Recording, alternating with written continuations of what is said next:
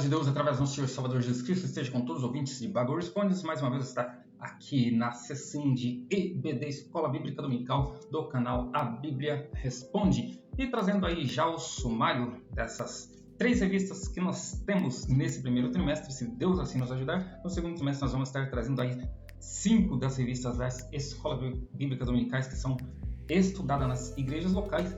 A primeira que nós temos aqui, então, hoje, a CPAD, que está trazendo o Corpo de Cristo, Origem, Natureza e Vocação da Igreja no Mundo. Outros sumários aí que já passamos exatamente por 9 lições, ou melhor, 10 lições, porque a semana passada nós tivemos a lição 10, a Ceia do Senhor, falando sobre a segunda ordenança da igreja.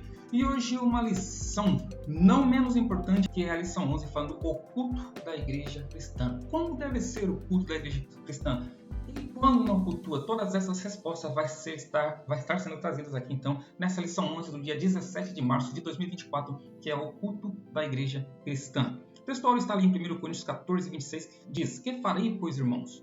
Quando vós ajuntais, cada um de vós tem salmo, tem doutrina, tem revelação, tem língua, tem interpretação, faça-se tudo para edificação. Isso está em 1 Coríntios capítulo 14, versículo 26. A verdade prática diz: o culto é uma sublime forma de nós expressarmos em adoração, louvor, gratidão e total rendição a Deus. Então Paulo, em um ensinamento aos Coríntios, aqui então ele já falando que o que deve ser feito em um culto a Deus, um serviço prestado a Deus. Cada um tem o seu ministério, cada um tem o seu dom, cada um tem que ser usado para a edificação da igreja. Então, um tem doutrina, um tem louvor, salmo, um tem revelação, tem língua, tem interpretação, mas tudo tem que ser feito para a edificação do corpo de Cristo. Essa é a lição desse próximo domingo. A verdade prática que diz, né, que então o culto é uma forma de nós expressarmos em adoração, de nós darmos louvor a Deus, de nós exercermos um serviço a Deus com tudo que nós temos, seja louvor, seja gratidão, mas tudo tem que ser uma total rendição ao nosso Deus. O estudo da revista dominical, o estudo da próxima lição, já começa então na segunda-feira, com 1 Coríntios capítulo 11, versículo 27, a solenidade do acontecimento do culto. Na terça-feira, Ezequiel, capítulo 44, versículo 9, a sacralidade do acontecimento do culto. Quarta-feira, Salmos 48:1, celebrando a grandeza de Deus.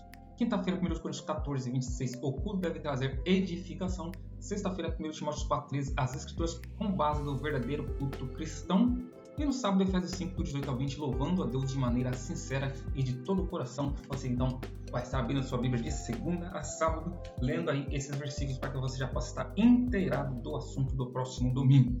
A leitura bíblica em classe está em Efésios 5, do versículo 15 a 21, pouquíssimos versículos, que diz: Portanto, vede prudentemente como andais, não como necios, mas como sábios, remindo o tempo por quanto os dias são maus, pelo que não sejais insensatos, mas entendei qual seja a vontade do Senhor, e não vos embriagueis com vinho em que há contenda, mas enchei-vos do Espírito, falando-se vós com salmos e hinos e cânticos espirituais, cantando e salmodiando ao Senhor no vosso coração, dando sempre graças por tudo a nosso Deus Pai, em nome de nosso Senhor Jesus Cristo, sujeitando vós uns aos outros no temor de Deus. O serviço que nós prestamos a Deus começa em casa, começa no momento que nós acordamos, tem que ser o tempo todo. E diz, remindo o tempo, temos que aprender a remir o tempo, porque os dias são maus. Não devemos andar como necios, não devemos andar como o mundo, mas como sábios. Há uma sabedoria que vem de Deus, para que nós possamos estar entendendo qual seja a vontade do Senhor, lembrando que o Espírito Santo de Deus está dentro de nós e Ele então faz nos entender qual é a vontade do Senhor para conosco, em nossas vidas. Dizendo também, não embriagar com vinho, não se embebedar, porque aí há contenda, mas que possamos sempre estar cheios do Espírito Santo, servindo a Deus com todo o nosso coração, com todo o nosso louvor, com os hinos, cânticos espirituais, salmodiando no coração. Às vezes você não pode cantar, então canta com o coração, canta com a alma, dando sempre graças a Deus por tudo, seja na tribulação, seja na bênção, seja na riqueza, seja nos tempos de injustiça, e sujeitais a todos no temor de Deus. O tópico 1 traz a natureza do culto, o culto como serviço a Deus. Agora então mostrando como é o culto. O culto então é um serviço. É até interessante que quando você vai em uma igreja americana, você tem ali a placa dos dias de culto, então ali está mostrando service. Então o serviço, ou seja, o culto. Culto é um serviço, é isso que nós estamos fazendo quando nós estamos cultuando a Deus, é um serviço que nós estamos prestando a Deus. Então, nós devemos servir a Deus e é isso que nós fazemos quando nós vamos aos cultos, quando nós vamos melhor aos templos, nós vamos ali para prestar um serviço, para servir, cultuando ao Senhor. O subtópico 2 traz que o culto deve ser solene. E quando fala sobre solene, é que deve ter respeito e deve ser majestoso.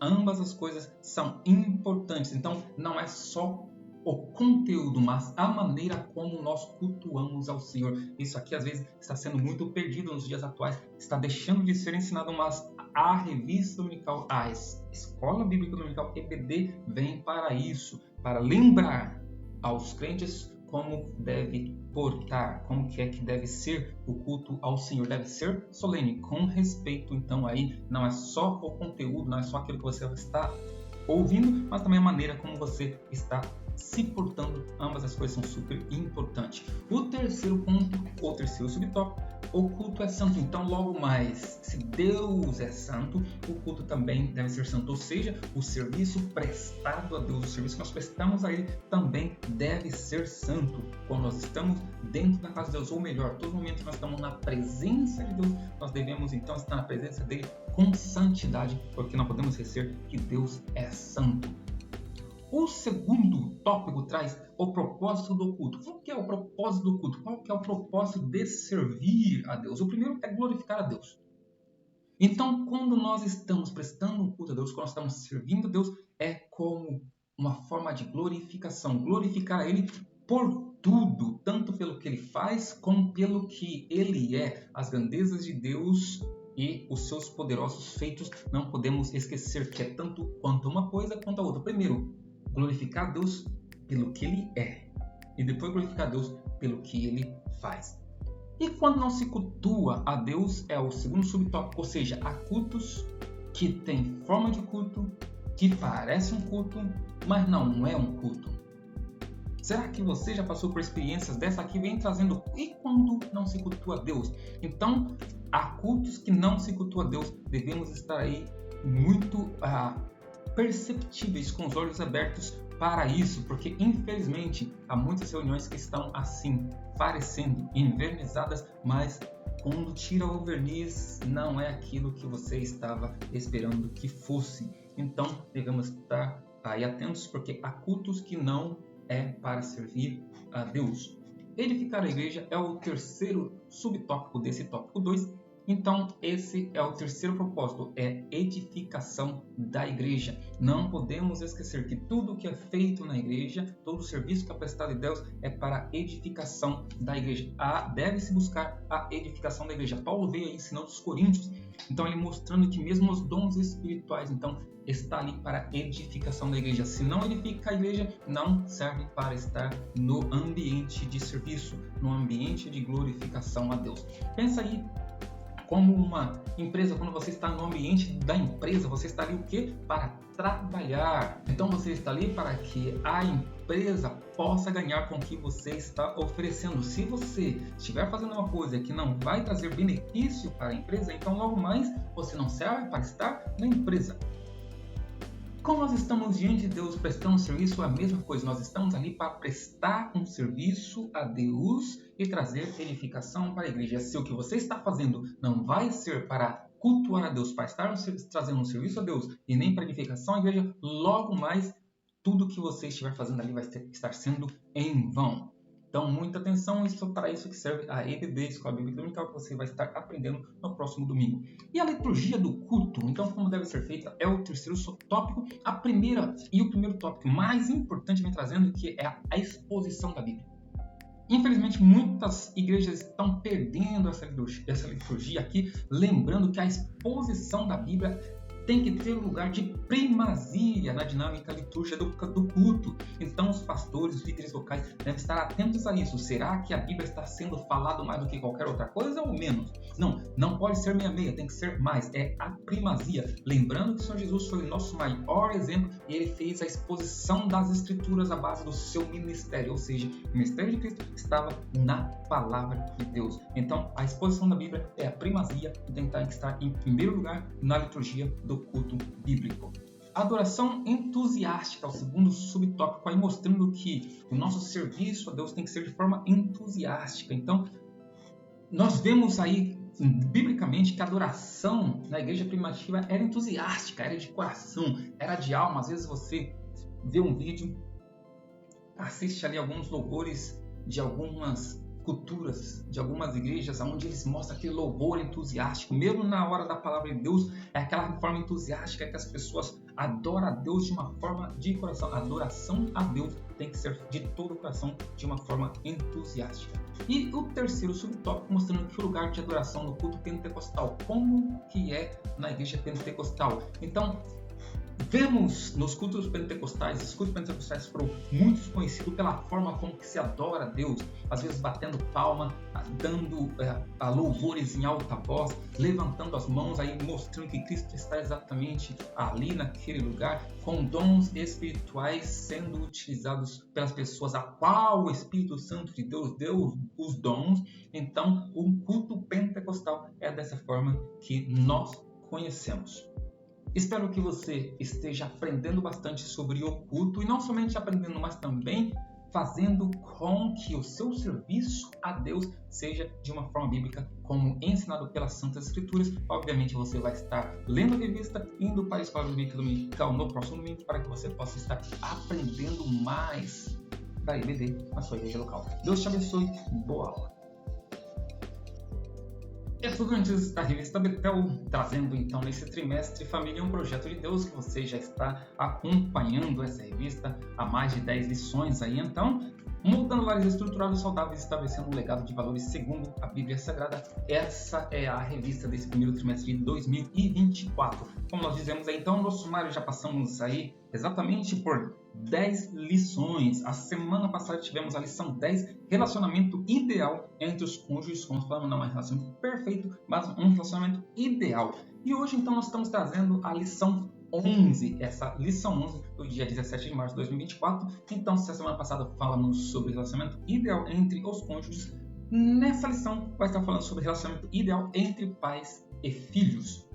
O textuário está ali em Efésios capítulo 6, versículo 2, honra teu pai e a tua mãe, que é o primeiro mandamento com promessa. O primeiro mandamento com promessa é isso, então, honra teu pai e a tua mãe. Para quê?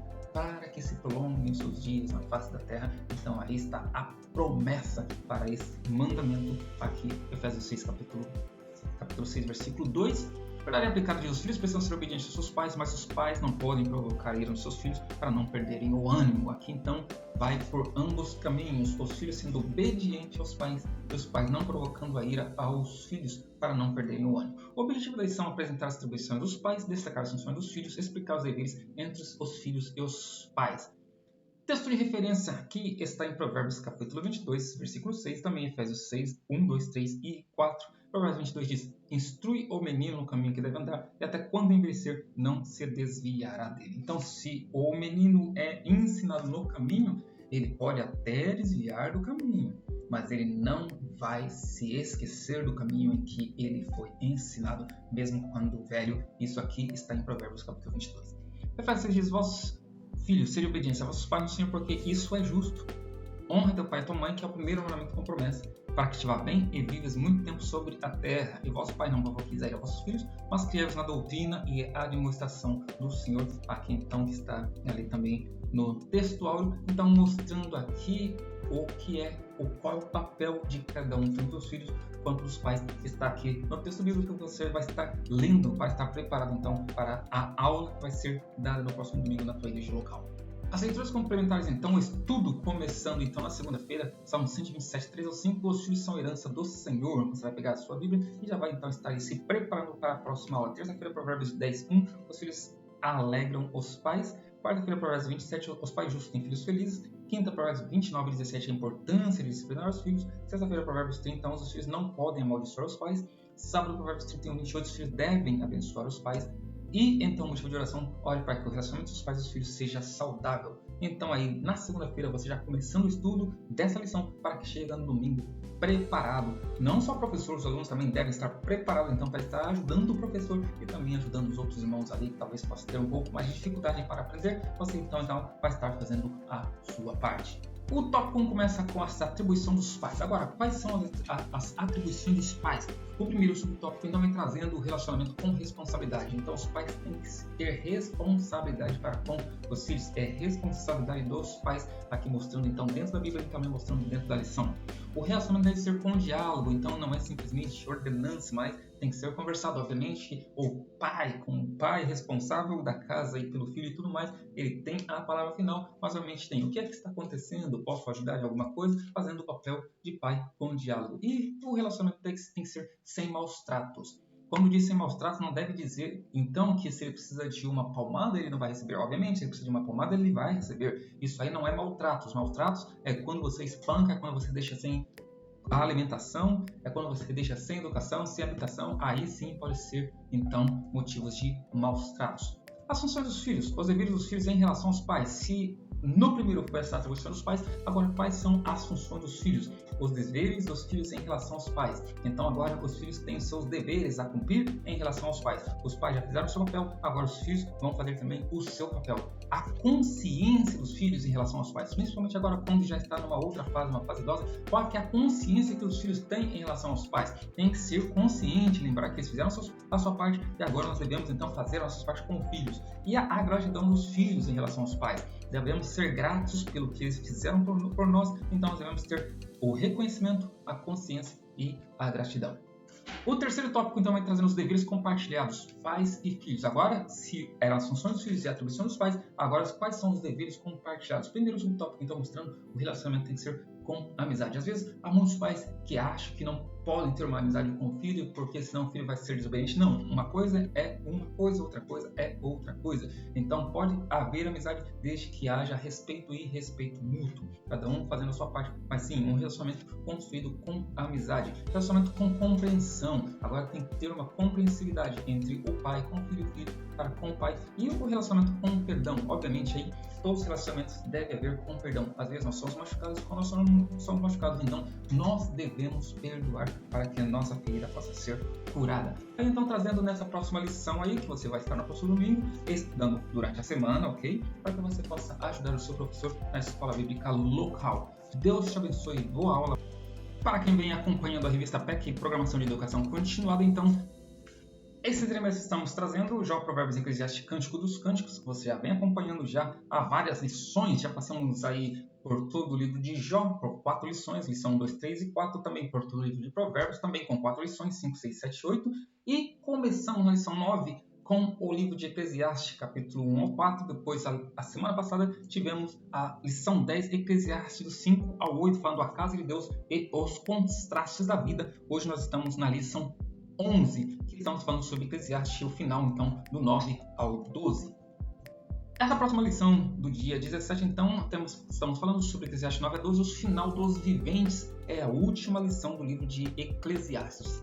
O textório diz: lembra-te do teu Criador nos dias da tua mocidade, antes que venham os maus dias e cheguem os anos dos quais já não tenham neles prazer. Eclesiastes capítulo 12, versículo 1. Aqui, o escritor, então, lembrando aqui o pregador falando para todos os jovens: lembra do teu Criador enquanto você está jovem, porque os maus dias virão, que são aqueles dias usualmente já no final da vida, mas os maus dias podem ser a qualquer dia. E quando os dias maus vier, se você lembrar do seu Criador, você não vai chegar a dizer isso: não tenho prazer nesses dias. Por quê? Porque você lembrou de Deus antes dos dias maus. É isso aqui então que o pregador está trazendo à nossa memória. A verdade prática diz a lembrança de que um dia morreremos e compareceremos diante de nosso Criador, reforça o nosso propósito de viver com alegria e responsabilidade a vida física e espiritual. Então, quando nós lembramos que um dia nós vamos morrer, e não somente isso, que nós vamos comparecer diante do nosso Criador, então aqui nós devemos ter um propósito, que é viver a vida com alegria, e não só com alegria, mas também com responsabilidade. A ambas, tanto a vida física quanto a vida espiritual. Isso é uma verdade prática. A leitura bíblica para estudo que você vai estar fazendo, abra a sua Bíblia no livro de Eclesiastes, capítulo 11. Você vai ler do versículo 1 do capítulo 11 até o versículo 14 do capítulo 12, ok? Então, começando o livro de Eclesiastes, capítulo 11, do versículo 1 a todo o capítulo 11 e até o versículo 4, o quarto versículo do capítulo 14.